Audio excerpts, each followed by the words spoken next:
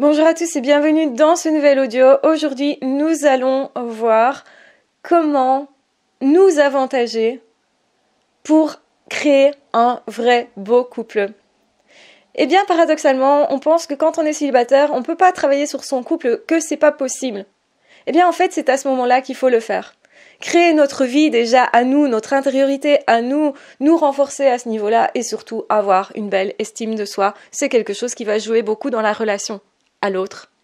Et donc, quand on est célibataire, si on sait déjà être heureux nous-mêmes, si on sait déjà qui nous sommes, nous, ce que nous voulons, pourquoi nous sommes justement avec cette envie de vouloir rentrer en relation, qu'est-ce qui se joue? Est-ce que nous avons des dépendances affectives ou non?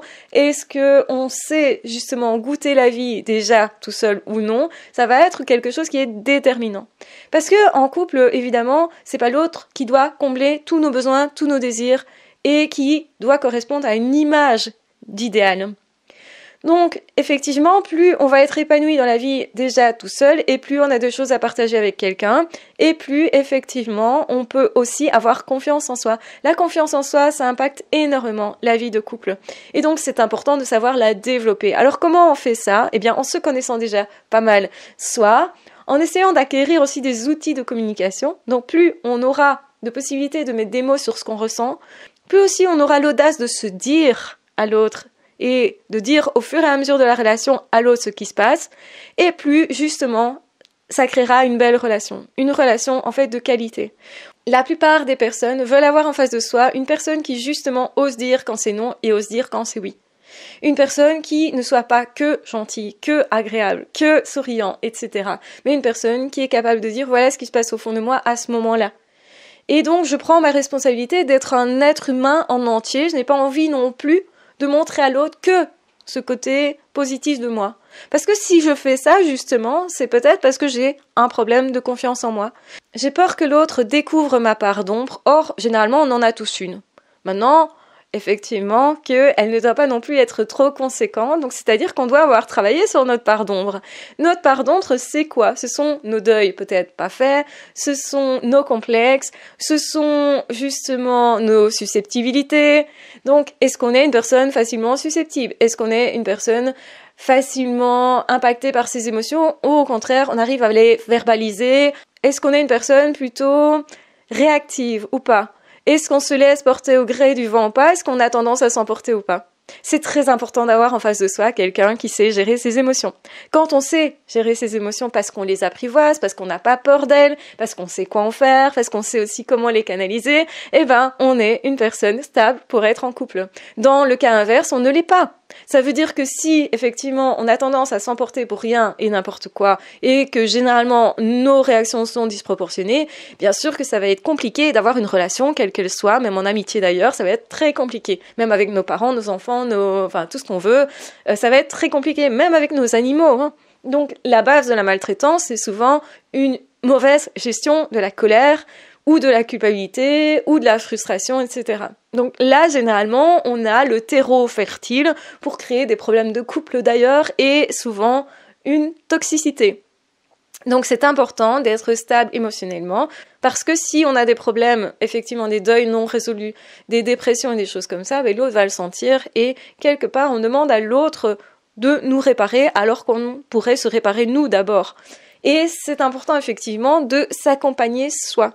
Donc c'est-à-dire que oui, ça peut arriver dans la vie d'avoir des dépressions, des moments de faiblesse, etc., des choses compliquées à dépasser, et peut-être que ça arrivera quand nous serons en couple, et certainement, mais si nous savons que habituellement on sait gérer nos deuils, on sait dépasser tout ça, qu'on sait comment faire, qu'on a des outils, généralement, eh bien, on va pas faire porter ça à l'autre. En tout cas, l'autre va pouvoir nous accompagner et va voir tous les jours un progrès. En tout cas, un progrès rapide, encourageant, qui va faire en sorte que cette personne va se sentir utile, va se sentir aidante. Et justement, ça peut tout à fait être un partage commun et une belle expérience de couple. Dépasser des problèmes ensemble, c'est une belle expérience de couple et ça peut être porteur pour le couple. C'est très important de le savoir parce que il y a des personnes qui vont avoir tendance à cacher leurs problèmes en se disant « Ah là, si je montre des faiblesses, ça va être grave pour l'autre parce que je ne veux être que gentil, que beau, que ci, que ça. » Et on sait tous, par définition, qu'une personne, c'est une personne en entièreté. Donc que la personne n'est pas que gentille, que si on ne voit que ce côté-là, c'est que cette personne, elle nous cache quelque chose. Et si on voit une personne nous cacher quelque chose, généralement, c'est assez suspect. Généralement, c'est assez peu, finalement, authentique.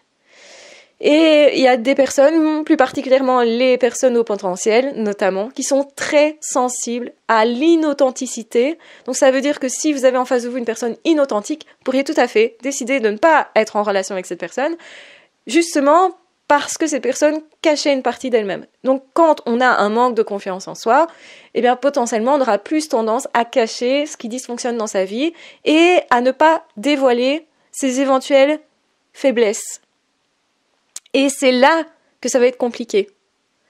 Donc c'est très très important que, effectivement, on soit dans l'accueil soi-même de ses faiblesses, de ses difficultés, qu'on les regarde en face et qu'on soit aussi une personne capable de travailler sur nous-mêmes, de chercher notre propre bonheur, d'œuvrer à ça déjà individuellement, sans tenir compte de l'autre. On ne demande pas à l'autre de nous sauver, en fait. Il y a des personnes qui attendent de se mettre en couple pour justement être heureux.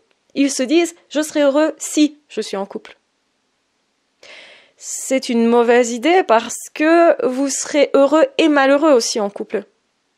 Et donc il va falloir arriver à gérer effectivement ces périodes où il y a de la frustration. Donc autrement dit, comment réagissez-vous habituellement à la frustration? Comment gérez-vous habituellement vos colères? Est-ce que vous vous autorisez à être en colère, à dire les choses ou pas? C'est-à-dire qu'il y a des personnes qui ont du mal avec certaines émotions. Est-ce que vous acceptez de vous montrer triste à certains moments quand vous êtes triste? Parce que ça va vous arriver en couple. La vie, elle ne s'arrête pas quand on commence à être en couple, hein.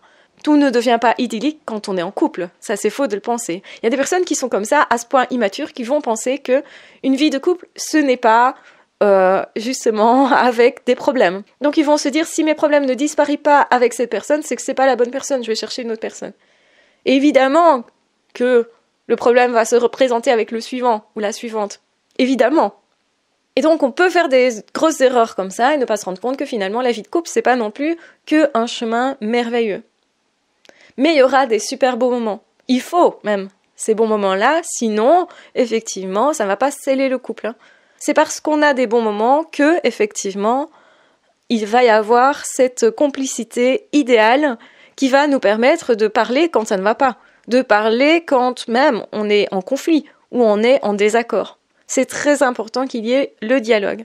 Le dialogue va être une base et un outil très efficace pour épanouir le couple. Ça, c'est quelque chose de vraiment très très important.